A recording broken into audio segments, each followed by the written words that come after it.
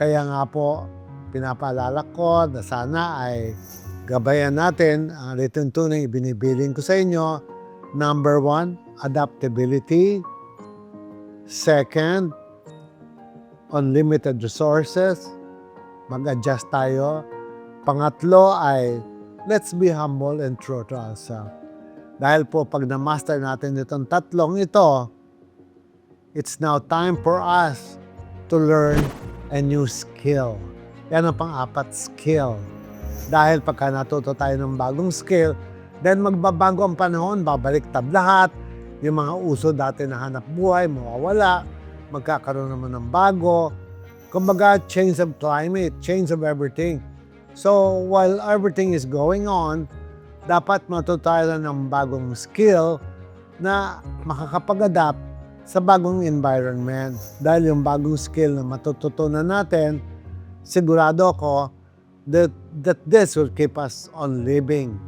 Ito ang magbibigay ng ating bagong kabuhayan in the future, yung ating bagong kabuhayan. Alam niyo po, ako hangang-hanga sa Taiwan. Dahil po yung leader ko doon, siya po ang katapat ng TESDA ng Pilipinas.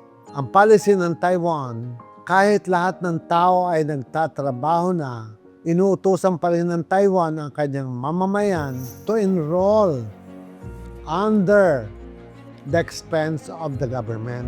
Libreng binibigay ng gobyerno. Mag-aral lang sila ng bagong skill because they know for a fact that the world is uncertain. Gusto lang nila na whatever happens, mabago man ang ihip ng hangin, may bago silang kaalaman na nalaman na makapagbibigay ng bagong hanap buhay. Ito sana ang minimiti ko sa atin na sana ay gawin ng TESDA na technical skill, bagang tinatawag, pero hindi ko nararamdaman, hindi nararamdaman ng karamihan yung ginagawa na propagation of a skill to the people. Naalala ko ng mga nakalipas na rehimen, very active ako sa TESDA.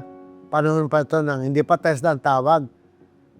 Ang tawag pa sa kanya ay National Manpower. Aktibo na akong tumutulong hanggang sa tawagin itong TESDA. Lahat na ito ng Secretary General ay na-meet ko at naging kaagapay sa propagation ng skill development of every Filipino.